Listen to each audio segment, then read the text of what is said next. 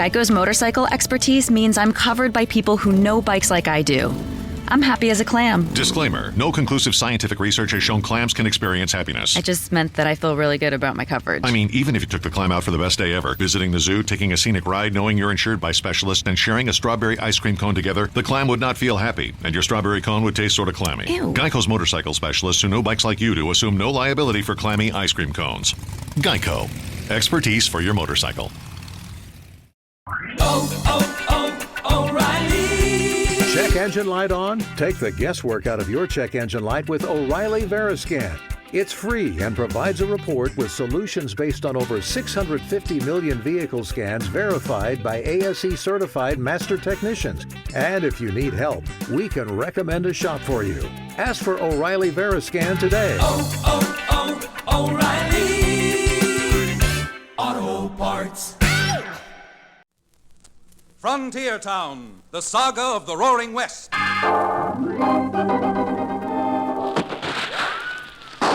Frontier Town. El Paso, Cheyenne, Calgary, Tombstone. Frontier Town.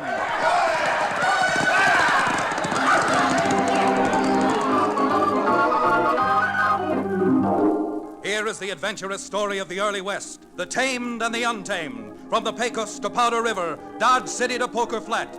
These are the towns they fought to live in and lived to fight for.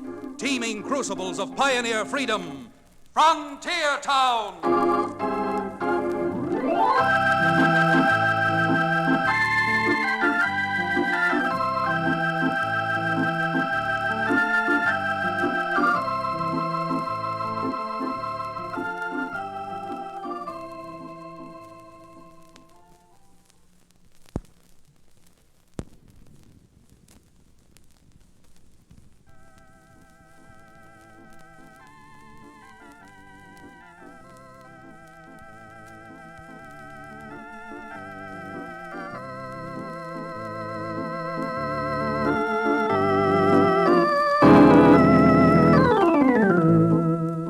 Howdy.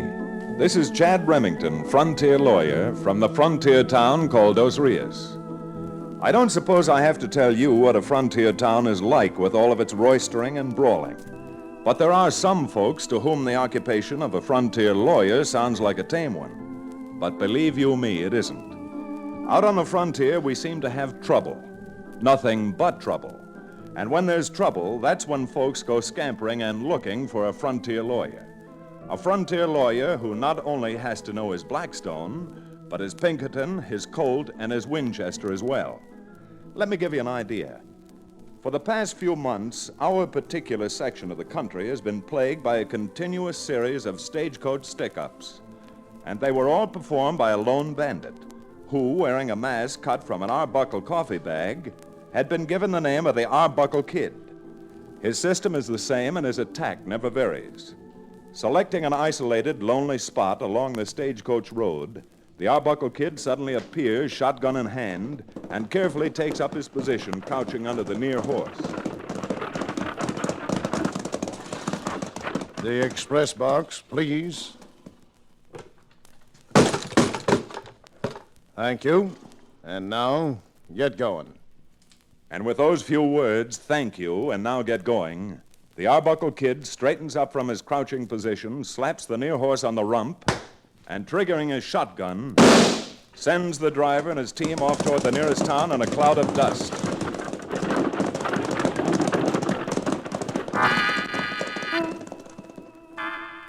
That particular holdup occurred close to the mesquite at the bottom of Gold Dust Hill one Tuesday. Then early the following Thursday morning, there was another coach holdup near the rocks just south of the Placertown Bridge, and the Arbuckle Kid was heard from again. Good morning. The express box, please. Thank you. And now, get going.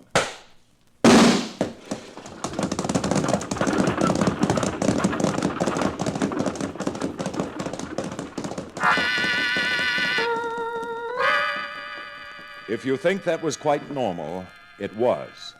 But if you think that it wasn't strange, you're wrong. Because the scene of the first holdup, Gold Dust Hill, and the scene of the second, the Placertown Bridge, were almost 300 miles apart. Just how a man, even the Arbuckle Kid, covered that much distance, nobody seemed to know. But my partner, Cherokee O'Bannon, rode along with me when I joined the posse to see what we could find by completely covering every foot of ground within the radius of a mile each way from the Placertown Bridge.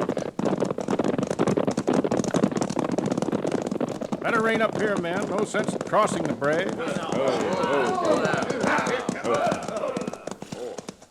Well, now that we've stopped on this side, Cherokee, perhaps you can tell us why, when the holdup occurred on the other side of the bridge. Well, the answer is very simple, Counselor.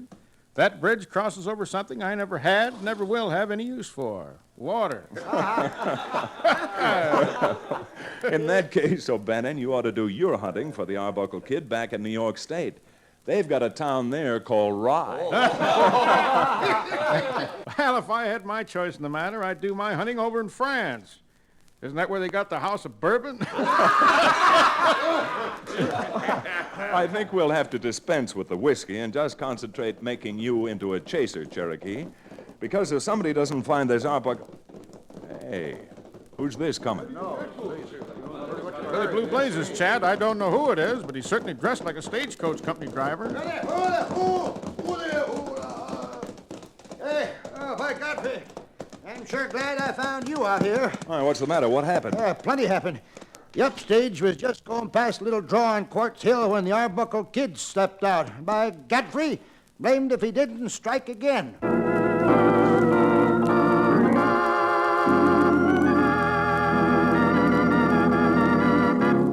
Well, there it was. 3 times in 4 days, the Arbuckle Kid had stopped a stagecoach and with the words, "The express box, please," had made off with another shipment of valuables. But Quartz Hill was 200 and some miles northeast of the Placertown Bridge. The Placertown Bridge where the Arbuckle Kid had robbed a stage not 18 hours earlier. Naturally, the posse broke up, and Cherokee and I returned to my office in Dos Rios, located over O'Bannon's famous livery stable. Well, Chad, you can take it from me. This is an absolute and complete mathematical impossibility. If I'd have robbed those 3 coaches, the Arbuckle Kid would have had to ride 207 miles a day. Yes, Cherokee, he would have had to ride 207 miles a day, except he didn't. Well, that's what I'm telling you. He couldn't have ridden that far. Even had he been astride the winged mythological horse known as Pegasus. But that's not the reason the Arbuckle Kid didn't ride that distance each day. Huh? What's that again? The Arbuckle Kid didn't ride that distance each day for the simple reason that the Arbuckle Kid doesn't ride a horse. Doesn't ride a... Well, bless my sainted Aunt Chad. You're right. Every driver who's ever seen the Arbuckle Kid says he's traveled afoot. So if he doesn't ride a horse, how could he... Wow. Look who's coming up the stairs, Chad. Jim Baker, the head detective for the Rocky Mountain Stagecoach Company. Jim Baker? Well, this might mean a nice fat fee. Come on in. Howdy, Chad. Cherokee. Hey, what's wrong, Jim? You look as if you'd lost your best friend. Yeah, I'm about to lose my job if someone doesn't ear down that Arbuckle Kid, and I thought maybe you could help. I have been trying to help, Jim. Cherokee and I rode out with the posse this morning. Ah, for all the good it did. That's not what I mean, Chad. I mean to do something to help, official. Official? Well, if you're willing to take it on, I'm willing to hire you for $50 a week. And if you catch the black-hearted varmint, see that you get half the reward money. How about Cherokee? Are you willing to hire him, too? If you reckon you need him, I'll sign him on for 2 weeks. Same money. Well, although I abhor work in its general connotation, $50 a week would buy a number of things I prize highly. The quartz we're interested in this case, Cherokee, is gold quartz, not liquid quartz. You got any notions as to what you'd like to do, Chad? I'll just ask you a lot of questions to start with, Jim. Fire away. Well, the location of each of the 3 holdups the Arbuckle Kid pulled this week are all more than 200 miles apart. Do you believe the same man pulled them? Each of the 3 drivers identified him positively. Same mask cut out of an Arbuckle coffee bag, same words, the express box, please, same voice, and same method. Uh-huh. Now, another question. Has every stage your company's run this week carried valuables? No, the only 3 coaches carrying anything worth more than $50 were the 3 of the Arbuckle Kid that stuck up. You mean to say he has inside information? I'm not meaning to say anything, Cherokee. Tell you what, Jim, now that I've been engaged officially, I'd like to give this some thought. Where can I find you a little later? Down the street, the Stockman's Hotel. I'm staying there as usual while I'm in Dos Rios. Well, you go on back to the Stockman's Hotel, and with a little luck, I should be along shortly. There are a couple of things I'd like to figure out, and they're going to take a mess of thinking.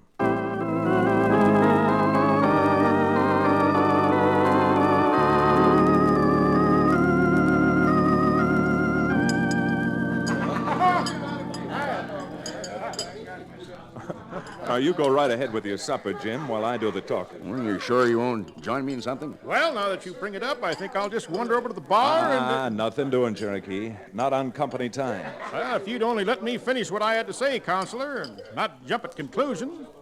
I was just going to add that I'd wander over to the bar and talk to the barmaid. She may be Mexican, but she's unusually comely. Dolores? Yeah, McMurtry, who owns the hotel, told me he's more than doubled his liquor business since he's put Dolores behind the bar. Yeah, well, what have you figured out, Chad? Maybe nothing, maybe a lot. Well, the way I feel, anything's better than nothing. Well, checking back over what evidence we have, I find that the Arbuckle Kid performs his work automatically, with almost mathematical precision. Yeah, that's true. Everything goes like clockwork. Not one holdup has taken more than 10 seconds at the most from the time he stops the coach, then slaps the horse in the flank and shoots off his shotgun. So? Jim, I just got to wondering what would happen if we could change his timing. Change his timing? What does that mean? What would happen, for example, if when he ordered the driver to throw down the express box, the driver couldn't? Couldn't? I mean, suppose you arranged to have the express boxes bolted down to the roof of the coach. I'm wondering what would happen if the Arbuckle Kid found he couldn't get the box off. Yeah, Chad and I feel he'd be so flabbergasted with his set plans all being changed that he'd give up and run away. Doggone it. Boys, I think you got an idea there. A real idea. And starting today, every Rocky Mountain coach that goes out is having the express box bolted down.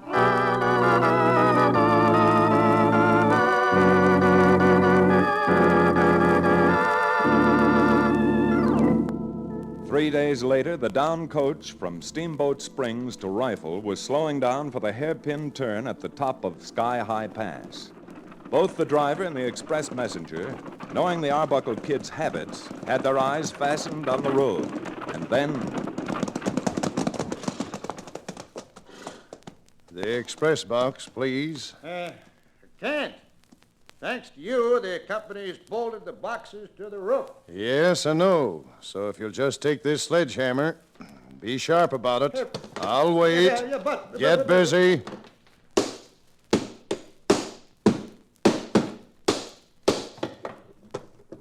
And now, gentlemen, the express box, please. And you might tell Jim Baker and Chad Remington they're going to have to get up a little earlier in the morning if they want to outfox the Arbuckle Kid. Now, get going.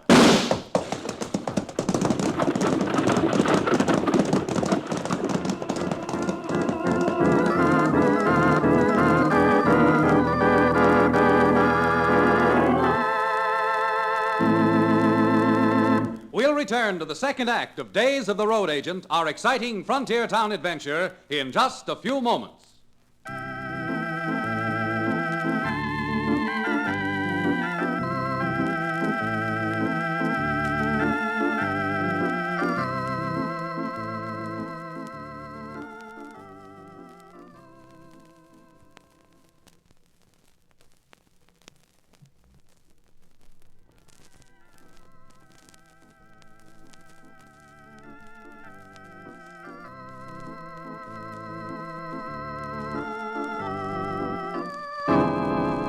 And now, Frontier Town.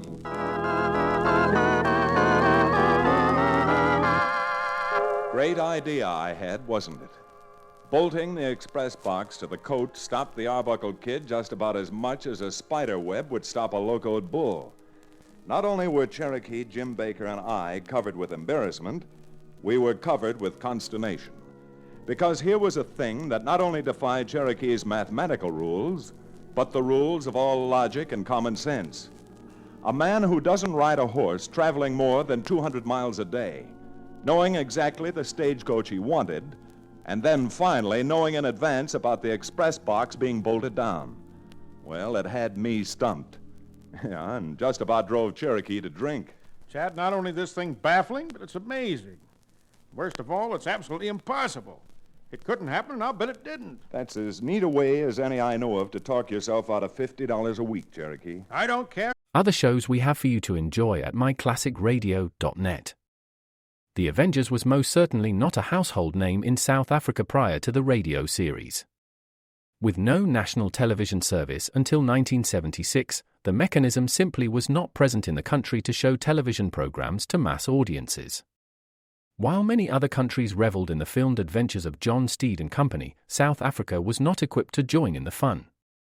The series took Britain by storm and made a major impression in the American markets, being the greatest of rarities, a British series given a network transmission slot. However, as a film series, rather than a videotaped one, The Avengers was able to gain a modicum of exposure in South Africa through film rentals. Come and listen at myclassicradio.net. I'm resigning. I'm through.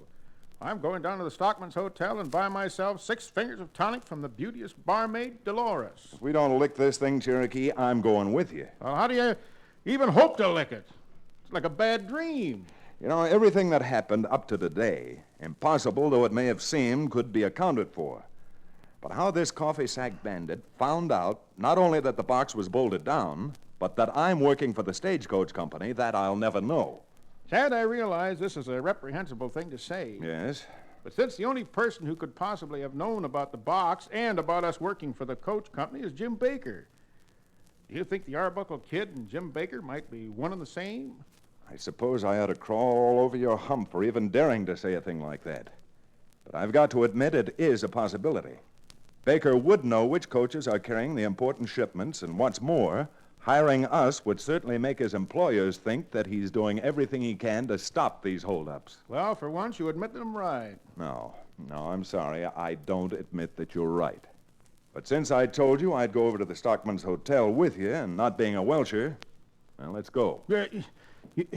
You're willing and consciously going with me into a tavern which purveys laughing water? I said that I would, and I am. All right, come on, Cherokee, let's go.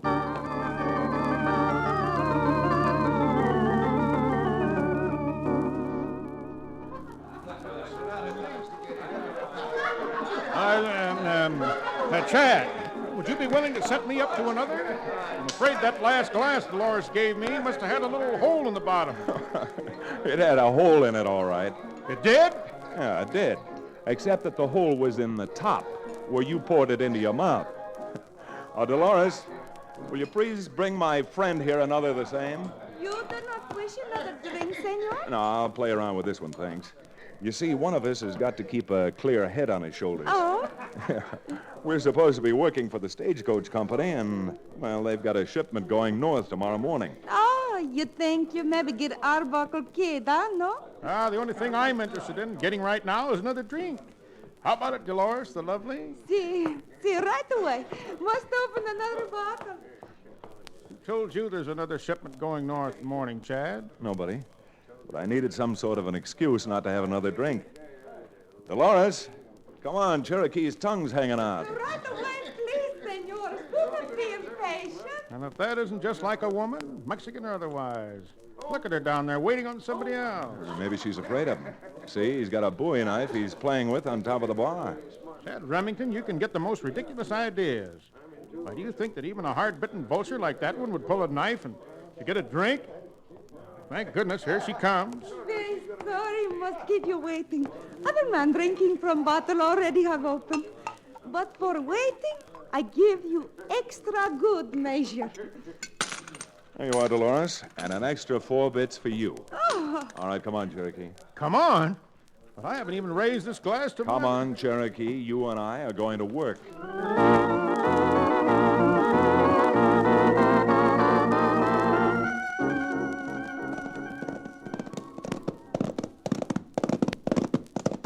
Chad, I've known men so mean they'd pull wings off of little flies, but I've never met the likes of you yet. Imagine buying me a drink and paying for it and then not let me drink it. Save your breath, Cherokee, because you and I have got quite a lot of riding to do. Where? Where are we going? Well, the first stop is right here, Quartz Hill. All right, easy, boy, easy. And what, may I ask, are we doing out here? We're going to see if we can find any sign left by the Arbuckle Kid, principally his footprints. Footprints? Footprints, Cherokee. And if you want that $50 a week and your share of the reward money, you'll start right now looking.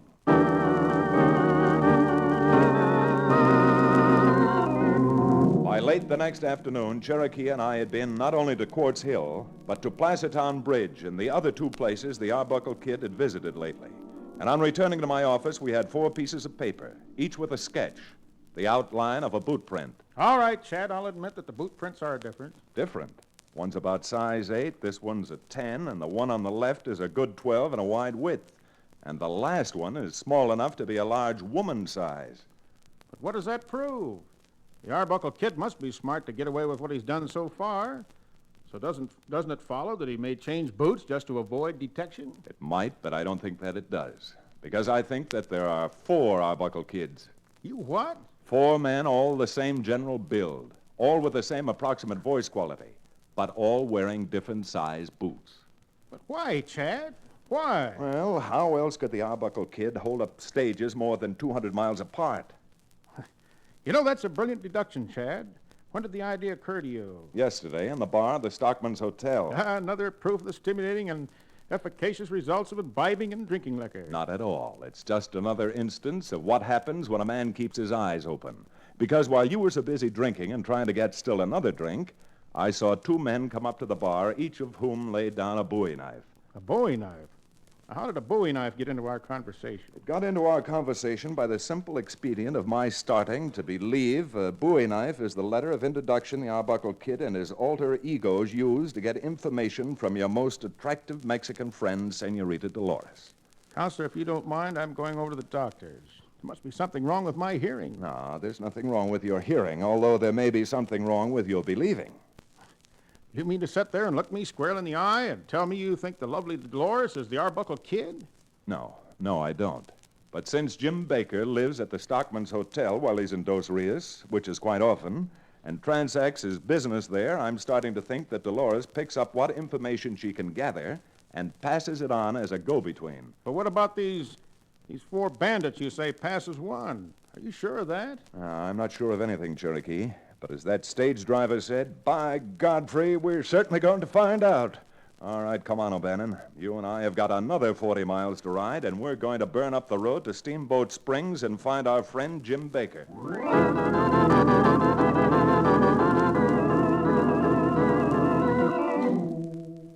Jim, what do you think? Do you think Chad's proof makes sense? Chad hasn't got any proof, Cherokee. Well, I'm glad you...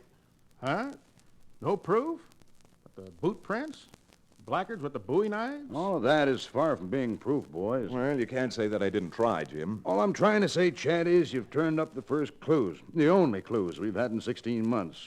I even spent 7 weeks making the rounds of all the grocery stores trying to find out who might be buying Arbuckle coffee. But since everyone around here seems to drink nothing but Arbuckle coffee, it was a neat little blind alley. Well, then if you're as delighted as you sound with what Chad has turned up, wouldn't this be an occasion for a little celebrating? They don't start ringing the church bells till the wedding's over, Cherokee. As long as all of this is your doing, Chad, how would you like to proceed from here? Any ideas? Well, since, as we lawyers say, time is of the essence, I don't think we ought to waste any time trying to outsmart the Arbuckle Kid and his gang and catch them while they're in the act of holding up a coach. How else would you catch those buzzards? You give the Stockman's Hotel in Dos Rios a lot of business, don't you? I sure do. Not only do I spend about 10 nights out of the month there myself, but our drivers stop there on their layovers. Why? In that case, McMurtry, who owns the hotel, should be willing to do you a favor, wouldn't you think? He sure should. Good enough. And instead of wasting any more time up here in Steamboat Springs, I say let's find some fresh horses and get to riding.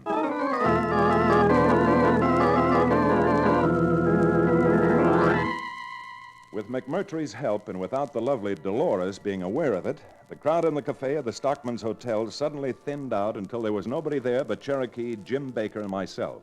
And, of course, the languorous but attentive Dolores. Then, much to Cherokee's distaste, I got up, walked over to the bar, and with a quick flip, threw a Bowie knife into it so it stuck there and quivered. Senor, what is the meaning to this? You ought to know what a Bowie knife means, Dolores. All I find noise, I shall call Mr. McMurtry and tell him you put big hole in his beautiful bar. Sure, go ahead. Call McMurtry. And while we're waiting for him, I'd like a drink. A drink, senor? A drink, senorita. A cup of coffee. A cup of Arbuckle coffee. No comprendo, senor. I'm going... The only place you're going, young lady, is with us. You hurt me. You let me go. Dolores, I'm going to let you go, but when you leave here, you're going to one of two places. Either you're going to lead us to the Arbuckle Kids' hideout, or you're going to jail. Arbuckle... No comprendo. I do not understand what you say. Then let me tell it to you the way you will understand it. You lead us to the hideout, and you'll cut in for 20% of the reward money. That'll amount to better than $600. No. All right, then. Jim, you're a fully authorized deputy marshal. Let's get started and escort Dolores down to jail. No, senor, no. You sure I get $600 if I show you? You'll get at least $600, Dolores. Maybe more. Well, Dolores? You get for me a horse, senors. I'll show you a hideout very soon.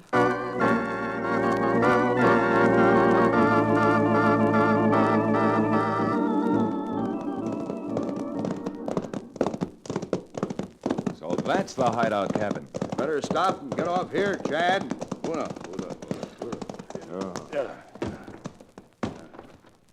What do we do now, Chad? I'm afraid that we'll have a little trouble getting any closer to the cabin by ourselves, so I think the smart thing to do is to send Dolores on ahead. Huh? Send her on ahead. Well, she can warn him that way, Chad. With these rifles pointing at her back. Senor Remington, no. No. Senorita Dolores, yes. Now get going. Jim, we three had better spread out. Okay, Chad. This is your party. Roberto! Roberto! There's trouble! Now, blast that girl. She's warned them. Jim, cover the side of the building. Come on, Cherokee. We're going to close in from the front.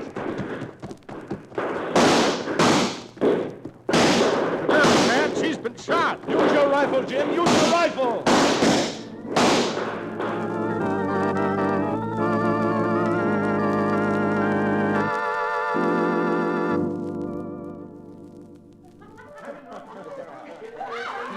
Hey, McMurtry. I good for another drink? I've got that reward money coming, you know. If you don't believe me, ask Baker here. Yeah, he's got the money coming, all right. But he's not spending it on any more drinks. Why, Chad, I'm virtually a hero. Virtually, but somebody's got to pay Dolores' hospital bill, and that's what you and I are going to do with at least part of our reward money. Well, even then, Chad, can't I spend enough just to buy a little gin fizz? You can't spend anything. That girl's apt to be in the hospital for a long time. The doctor says she's going to have a slow recovery. Well, in that case, I've got the drink to match her recovery. McMurtry, I'm having a drink. Bring me a slow gin fizz.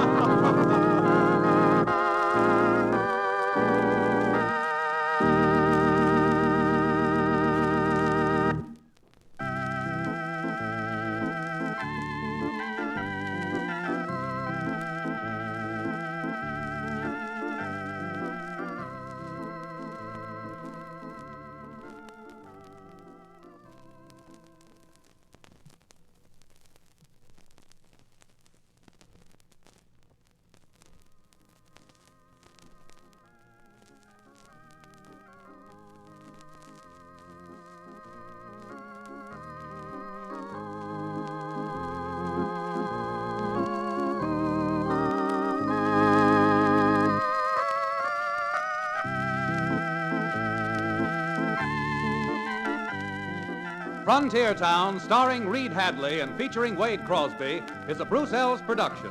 Supervision and direction by Paul Franklin. Music written and played by Ivan Ditmars. Be sure to be with us again same time next week for another fine action-adventure story with your favorite young Western star, Reed Hadley. And now this is Bill Foreman telling you that Frontier Town comes to you from Hollywood.